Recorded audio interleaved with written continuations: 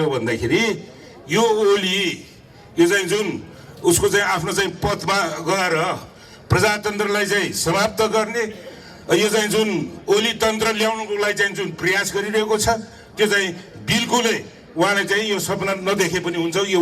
हुनेवाला चाहिँ छैन। यो ओलीको चाहिँ अहिले चाहिँ सुरसार कस्तो छ भन्दाखेरि ज्ञानेन्द्रको पथ जस्तै अब चाहिँ ओली पथ चाहिँ अगाडि चाहिँ बढाइरहेको छ। उहाँ चाहिँ कस्तो भन्दाखेरि यो संविधान भनेको के हो, मलाई चाहिँ जनताले चाहिँ निर्वाचित गरेको छ भनेर भन्छ। झन्डै 2 तिहाई बहुमतमा छ, सरकार बनाउनै सक्दैन, त्यसकारण म चाहिँ यो भङ्ग गरेर चाहिँ फ्रेस म्यान्डेटलाई गएको छ भन्छ। अब उसले चाहिँ सोचे अनुसार सबैले सोच्नुपर्ने यहाँ वाह कस्तो। अब चाहिँ के हो भन्दाखेरि सास भएको प्रतिनिधि सभामा गएर विश्वासको मत लिने चाहिँ जुन प्रावधान अनुसार उहाँले चाहिँ लिन सक्ने त्यो चाहिँ क्षमता उहाँमा चाहिँ सास उहाँमा चाहिँ हुनु पर्थ्यो नि त, खोइ त छैन नि त। कुरो के हो भन्दाखेरि अहिले चाहिँ ओली खास गरेर ज्ञानेन्द्रले पनि टेक ओभर गरिसके, जिल्ला जिल्ला भ्रमण गर्दाखेरि एकदम लस्कर मान्छेहरू ल अब चाहिँ एकदमै पपुलर राजा आयो भनेर भन्थे। अहिले पनि ओलीलाई चाहिँ ठ्याक्कै यो चाहिँ ज्ञानेन्द्रको चाहिँ पथमै हिँडेर ठाउँ ठाउँमा अब सरकारी अब चाहिँ हेलिकप्टरदेखि लिएर स्रोत साधन सब दुरुपयोग गरेर जिल्ला जिल्ला भ्रमण गरिरहेको छ। तर उहाँले चाहिँ कुन दिनमा उहाँले चाहिँ आफ्नो चाहिँ होस आउँछ भन्दाखेरि जब आम नेपाली जनताले सडकबाट नै र यो चाहिँ जुन असंवैधानिक कदम हो त्यो असंवैधानिक कदम ठहर गरिसकेपछि यसको चाहिँ होस त्यसबेला चाहिँ बल्ल चाहिँ खुल्छ। जसरी ज्ञानेन्द्रको होस यो चाहिँ दरबार छोडेर राजदरबार छोडेर चाहिँ जानु पर्दाखेरिको दिन जस्तै उहाँ पनि अब यो बालुवाटार छोडेर उहाँ चाहिँ अब कहाँ जाने हो जाने दिन चाहिँ नजिक आउँदैछ। किन भन्दाखेरि तपाईँ हामी सबैले एउटा कुरा के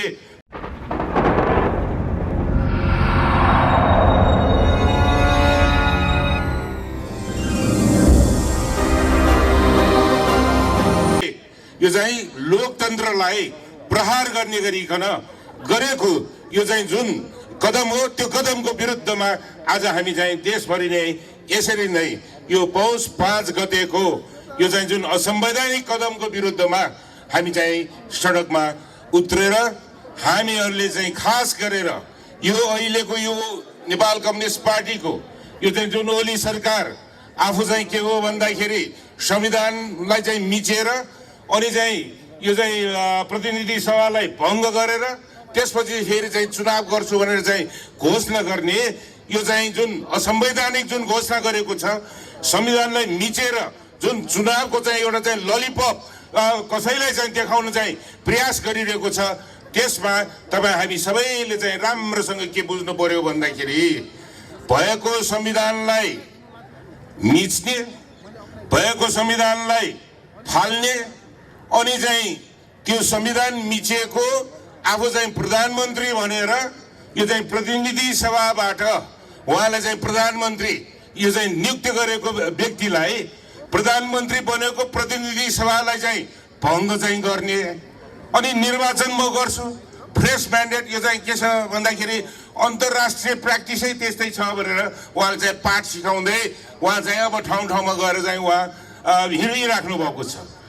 तर एउटा कुरा तपाईँ हामी सबैले के बुझ्नु पर्यो भन्दाखेरि प्रतिनिधि सभामा गएर प्रधानमन्त्रीले आफ्नो पार्टीभित्रको जुन कचमच छ, जुन व्यवस्थापन गर्न नसकेको छ, त्यो चाहिँ मिलाउन नसकेको कारणले गर्दाखेरि म फेरि पनि म चाहिँ मेरो चाहिँ बहुमत प्रतिनिधि सभामा छ भनेर उहाँले चाहिँ प्रमाणित गर्नुपर्ने विधि सम्मत तवरको चाहिँ बाटोमा चाहिँ हिँड्नु पर्नेमा उहाँ चाहिँ प्रतिनिधि सभालाई चाहिँ छलेर भङ्ग गरेर अनि चाहिँ निर्वाचन गर्छु भन्छ। जनताले चुनेर पठाएका प्रतिनिधिहरूको यो प्रतिनिधि सभामा प्रधानमन्त्री चाहिँ फेस गर्न नसक्ने साहस छैन, आफ्नो चाहिँ बहुमत देखाउनुको लागि प्रस्तुत गर्नुको लागि अनि उहाँ चाहिँ जनतामा चाहिँ गएर उहाँले चाहिँ चुनाव गराउँछु भनेर चाहिँ सबैले चाहिँ छक्काएर चाहिँ हुन्छ। यो कुरा के हो भन्दाखेरि तपाईँ हामी सबैले एउटा कुरा के राम्रोसँग चाहिँ बुझ्नु पर्यो भन्दा यो चुनाव गराउनलाई चाहिँ गरेकै होइन, यो त आफू अझ ताराशाही बन्न, यो चाहिँ जनवादी केन्द्रीयता चाहिँ लाद्नको लागि यो चाहिँ सर्वसत्तावादी शासन कस्तो हुन्छ कम्युनिस्टहरूको भनेर चाहिँ फेरि देखाउनुको लागि यो चाहिँ केपी ओलीले यो चाहिँ प्रतिनिधि सभालाई चाहिँ भङ्ग गरेको छ। यो अब फेरि पनि कुरा आउँछ अब चाहिँ सम्मानित सर्वोच्च अदालतमा र चाहिँ त्यसमा चाहिँ जुन भनौँ न अब चाहिँ हाम्रो चाहिँ यो कन्स्टिट्युसनल कोर्टमा चाहिँ गइरहेको छ। यो चाहिँ अवैधानिक छ कि के हो भन्ने कुरा त्यसमा चाहिँ बहस चलिरहेको छ। तपाईँहरूले चाहिँ सुन्नुभयो होला यो चाहिँ सरकारको तर्फबाट महान्यायाधिवक्ताले चाहिँ प्रतिनिधित्व गरेर त्यहाँ वकालत गर्दाखेरि हुन त उहाँ पनि पहिला चाहिँ हामीसँगै यो चाहिँ संविधान सभामा संविधानको ड्राफ्टिङमा काम गरेको व्यक्ति हो। अब महान्यायाधिवक्ता के भन्छ भन्दाखेरि प्रधानमन्त्रीसँग यो चाहिँ प्रतिनिधि सभा भङ्ग गर्ने अधिकारै छैन भनेर भन्छ। तर उहाँको बाध्यता के रहेछ त भन्दाखेरि ओली सरकारको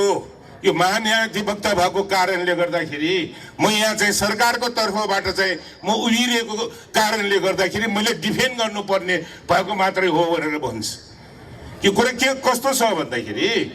ओली स्वयं आफैले चाहिँ भनिरहेको छ यो चाहिँ मैले चाहिँ राजनीतिक निर्णय गरेको छु भनेर भन्छ। अनि चाहिँ के हो भन्दाखेरि महान्यायाधिवक्ता पनि भन्छ यो चाहिँ कस्तो भन्दाखेरि यो चाहिँ बहुमत प्राप्त गरेको प्रधानमन्त्रीले यो चाहिँ प्रतिनिधि सभालाई चाहिँ भङ्ग गर्नै पाइँदैन भनेर चाहिँ स्पष्टसँग चाहिँ लेखेको सबैले चाहिँ भनिरहेको छ। प्रधानमन्त्री स्वयं भन्छ यो चाहिँ सर्वोच्चको कुरा हो र भनेर भन्छ। तर कुरा के हो भन्दाखेरि तपाईँ हामी सबैले बुझ्नुपर्ने यो हामीले चाहिँ यो चाहिँ जुन संविधान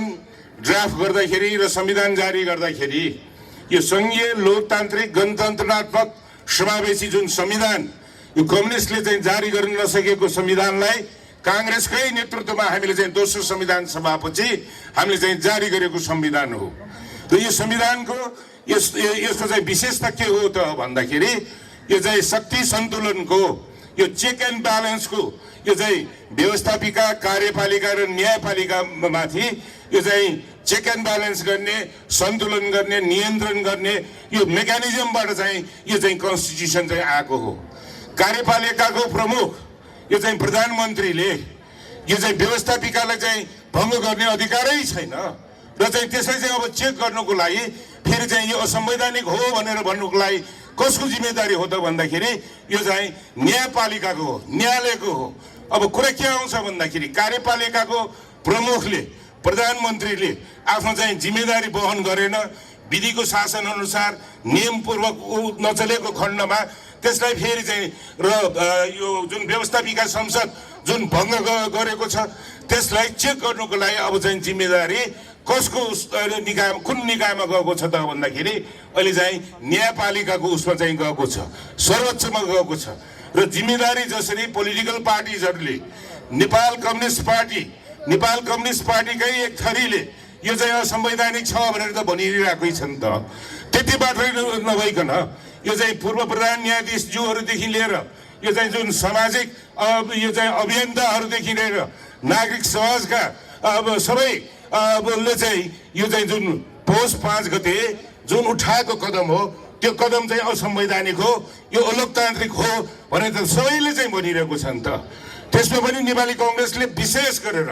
यो अहिलेको यो चाहिँ जुन पौष 5 गतेको असंवैधानिक अलोकतान्त्रिक जुन कदम हो त्यो कदमलाई चाहिँ सच्याउनु पर्छ भनेर चाहिँ नेपाली काङ्ग्रेस पार्टी अगाडि चाहिँ सडकमा आएर अहिले चाहिँ यो अहिलेको यो चाहिँ अलोकतान्त्रिक यो चाहिँ जुन असंवैधानिक कदम हो त्यसको विरुद्धमा हामी चाहिँ अगाडि चाहिँ बढिरहेका छौँ।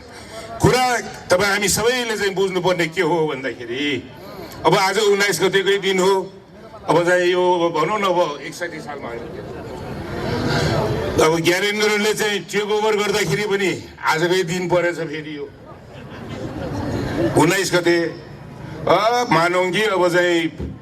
240 कि अब चाहिँ अर्को 440 वर्ष अब यहाँ चाहिँ शाही शासन चाहिँ चल्छ भनेर चाहिँ स्टेटमेन्ट दियो। मान्छे चाहिँ थर काम के हो भनेर अनि चाहिँ के गर्यो भन्दाखेरि आफू शक्तिशाली बन्नुको लागि आफ्नो चाहिँ यो चाहिँ विरोधी राजनीतिक शक्तिका यो चाहिँ नेताहरूलाई बदनाम गर्नुको लागि संवैधानिक राजतन्त्रको चाहिँ जुन एउटा चाहिँ हाम्रो चाहिँ 47 को संविधान बमोजिम संवैधानिक राजतन्त्रले चाहिँ के हो भन्दाखेरि संविधानको अधीनमै बसेर चाहिँ शासन गर्नुपर्ने ठाउँमा उहाँले चाहिँ भनौँ न अबदस्त गरेर सबै अधिकारहरू चाहिँ लिएर के गर्यो भन्दाखेरि अब चाहिँ नेताहरूलाई चाहिँ बदनाम गर्नुको लागि शाही आयोग गठन गर्यो। शाही आयोग गठन गर्यो, त्यो असंवैधानिक थियो। त्यसमा चाहिँ के हो भन्दाखेरि मलाई पनि चाहिँ त्यहाँ त्यो शाही आयोगबाट चाहिँ अब यो चाहिँ भनौँ न अब चाहिँ केरकार गर्नुको लागि चाहिँ बोला। मैले भने संवैधानिक राजतन्त्रमा संविधानको विपरीत गठन गरेको यो शाही आयोगमा म चाहिँ यसलाई चाहिँ म कोअपरेट गर्दिनँ, म त्यसमा मान्दिनँ भनेर भने। लग्यो, घिसारेर लग्यो, दुःख दियो, यो चाहिँ पहरागरमा चाहिँ राखियो। मैले चाहिँ अडान लिइसकेपछि 2 हप्तापछि हाम्रो चाहिँ पार्टी सभापति शेरबहादुरजीले पनि अडान लिनुभयो। त्यसपछि के भयो त भन्दाखेरि अहिले हल्ला चलिरहेको छ नि त, यो चाहिँ सेटिङ भएको छ। ओली जस्तो त्यत्रो शक्तिशाली तानाशाले अब चाहिँ यो कोर्ट भनेको त के हो, उसले चाहिँ प्रभावित गरिहाल्छ नि भनेर भन्थे। त्यस बेला पनि हल्ला के चल्थ्यो भन्दाखेरि अब ज्ञानेन्द्रले चाहिँ टेक ओभर गरिसक्यो, अब यो कोर्टले कहाँबाट के गर्छ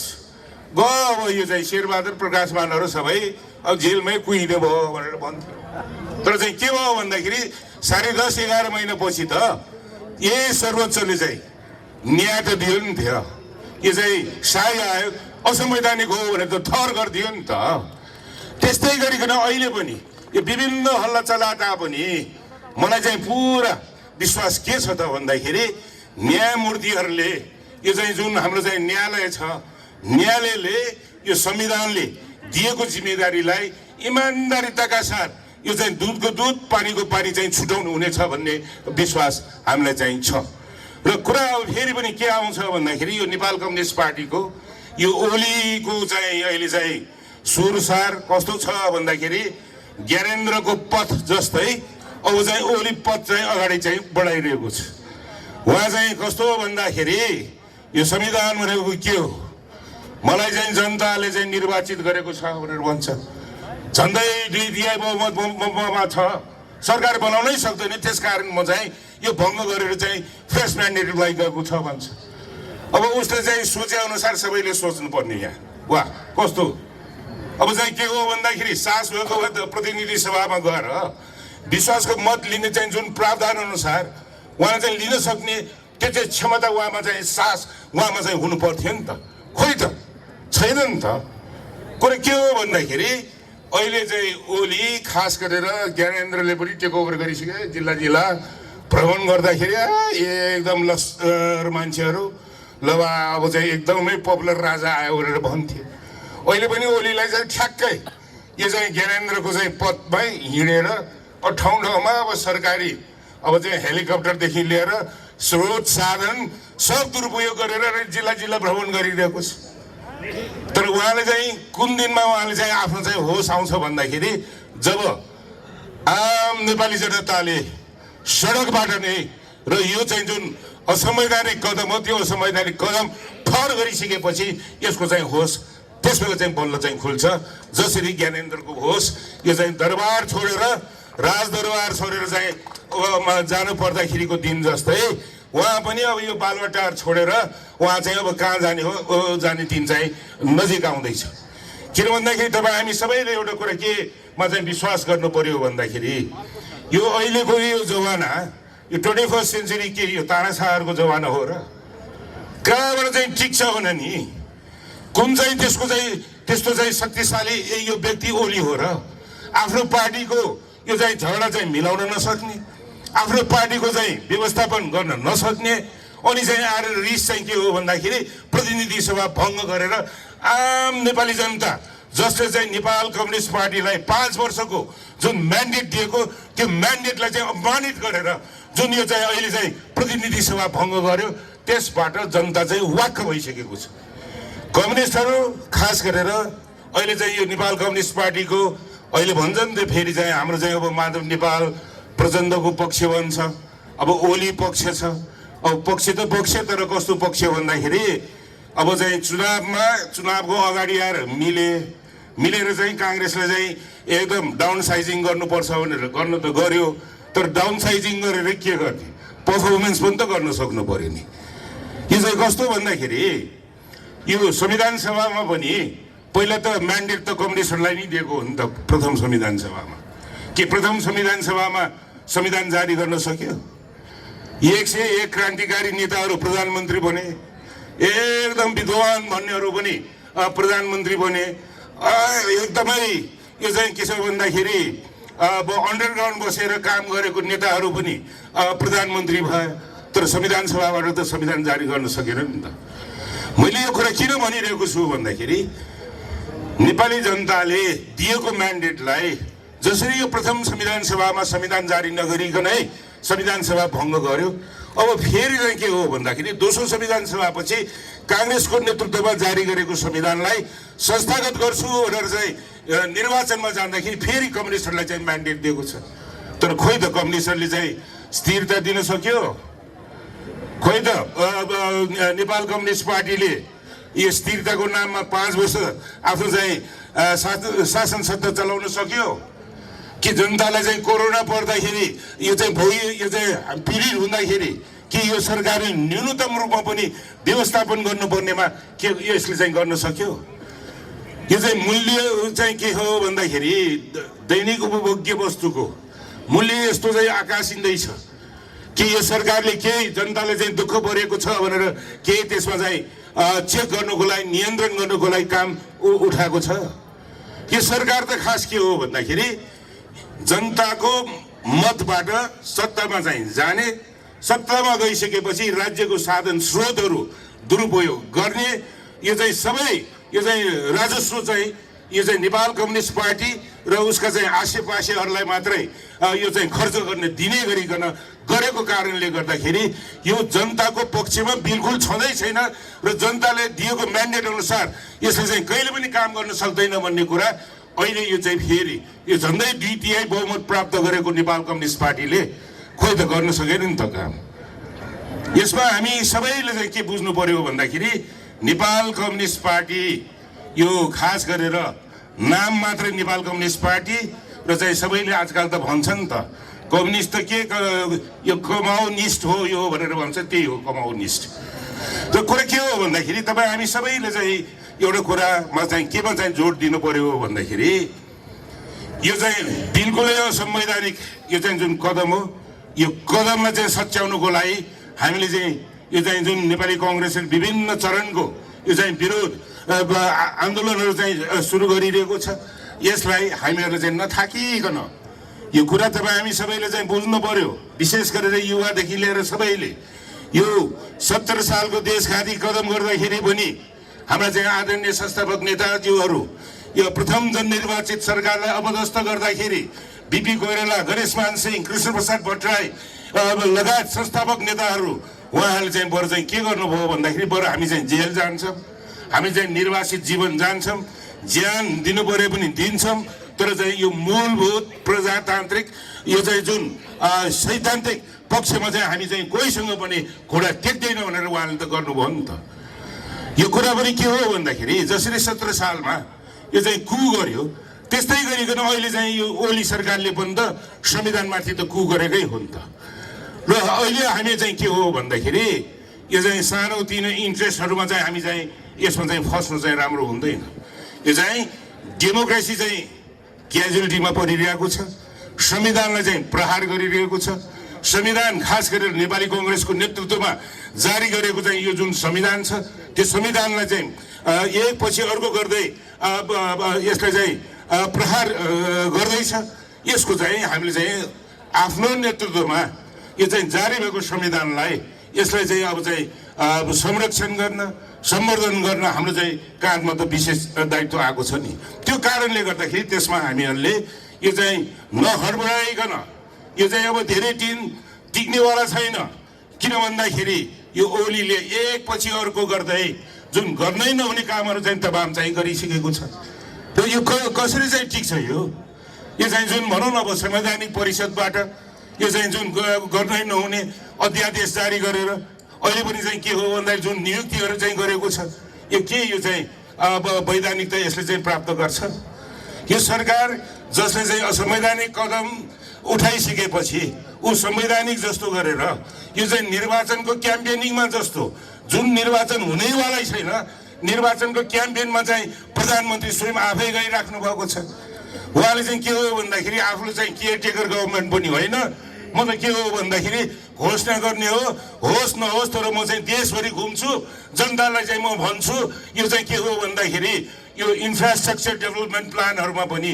जुन पूर्वाधार विकासका यो चाहिँ जुन उद्घाटन एकपछि अर्को उद्घाटन गर्दै जाने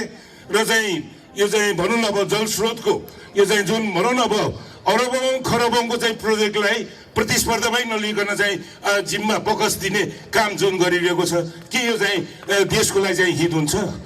त्यो कारणले गर्दाखेरि तपाईँ हामी सबैले एउटा कुरा के बुझ्नु पर्यो भन्दाखेरि यो ओली यो चाहिँ जुन